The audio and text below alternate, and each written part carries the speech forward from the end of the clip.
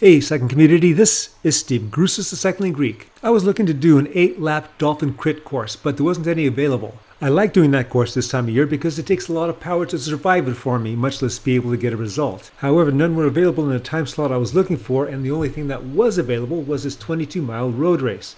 Now, there were some shorter road races, but they weren't category enforced. And the last thing I need as a 67-year-old Category B who's been forced to upgrade is have a Category A in this race. That is, Category A's registered as Category B's. As it turns out, there were Category A's in this race. We started in separate chutes, but we all came together and are racing together, picked separately. I think there were about 15, maybe 18 people signed up for the Bs. There were 42 people total in this race, and I think only 2 of them were Category A's. With this race being 22 miles long, everybody was pretty conservative, but not all the time. We had some spicy moments. So let's go to the first one. Actually, this first one's questionable. We're heading into the sprint. This is 1.3 miles into the race, a little over 3 minutes. And this Category B rider, I can't tell his name because I just see a dot where his name is supposed to be on the graphics on the right. He takes off somewhat close to the line. And so I'm thinking, this is kind of like attacking on a preem. It's a long ways to go, so I'm just going to watch what everyone else does. It looks like everyone else is pretty much doing what I'm doing and just seeing what everyone else is going to do. He still has about a second gap, but then people are starting to maybe get a little nervous. Somebody's going to go across. Now that guy may be thinking, I'll see if I can pull somebody strong with me. The speed has picked up a bit, but not by much. Category B rider JW is seeing that the pack is pretty unattentive, so he's starting to bridge across. Now that makes a couple of people nervous, so now you have a couple of people out there. I've been toward the front, so I'm just going to ride the wheels of these guys and stay connected. Now we are getting stretched out a bit, but not by much. That guy's being pulled back in, so everybody's going to go back to being a little more conservative. We now jump to about the 5-mile mark, almost 12 minutes into this race. A rider in the top third of the pack, and I can't tell who it is, attacks and gets separation. Now, everybody's obviously watching, and I'm certainly, again, not going to go jump out there. I'm too old to be doing this with this group. But there's one other guy that's willing to take the gamble, so he jumps from the group, and he's bridging across. The speed of the pack is picked up, but those guys are still rolling along pretty strongly. I'm going to speed things up a bit. We are holding parity with them, though they do seem to be opening the gap a bit. Now, there's another rider that's jumping away from us, and he's attempting to bridge across to the others. They'll make a group of 3. Now, the advantage on how the Zwift algorithm works is that it gives the advantage to the pack. But now they're starting to develop their own pack with their pack of 3. The main peloton sees that, and now they're starting to rein them back in, and they make the catch. Fortunately, I'm still connected with these guys. Can't say that about everybody, though.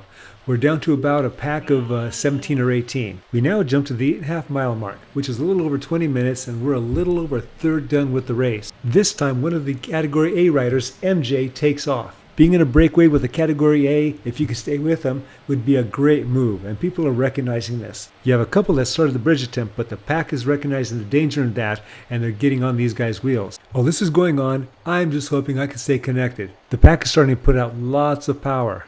Now there's a Category B that's attempting to bridge across, and he's going to make it. The pack again sees the danger in this, and they're picking up. I'm doing my best to stay on wheels, not to go too far off the back or I lose draft or misapply too much power and drift off the front and then have to overcompensate. This is a long chase. There are times when I'm putting out lots of power and times when I'm not putting out that much power.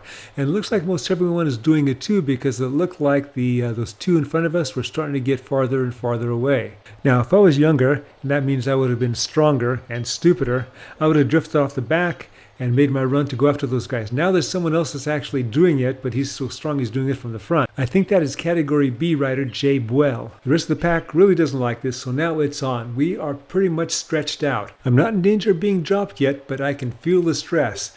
I make my way toward the front, get on wheels, and then hope to stay there. Another rider from our pack, who apparently is not only strong but smart, is making a bridge attempt to go across, and now we have some other people doing it, and now we're getting again stretched out.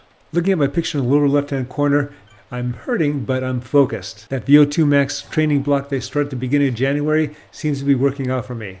All the same, I'm glad we finally are making the catch. Now we jump to 2 miles to go. Now there was an attempt by Category B rider T. Mellish, but he was out solo for quite a while and no one was willing to jump up to him. We just kept him at bay and eventually he came back. You are now watching me, having placed myself off the back. I am going for broke.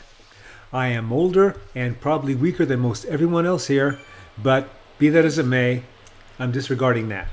For whatever reason, I'm thinking I can hold everyone else off for 2 miles coming into the finish. Other than the aforementioned Team Mellish who's bridging up to me, the best I could do is have a minimum gap of 10 meters on the rest of the pack. Mellish goes past me. The best thing I could do is just jump on his wheel, but I'm running out of bananas. My 2 mile effort turned into a 2/10 of a mile effort. Plan B is to catch the wheels that come past me, recover, and then go for the sprint. As you can see, I'm back up to 350 watts because I'm not able to get on anybody's wheel. I finally get to the point where I get on the draft, but these guys are still going strong and I'm starting to lose that draft again.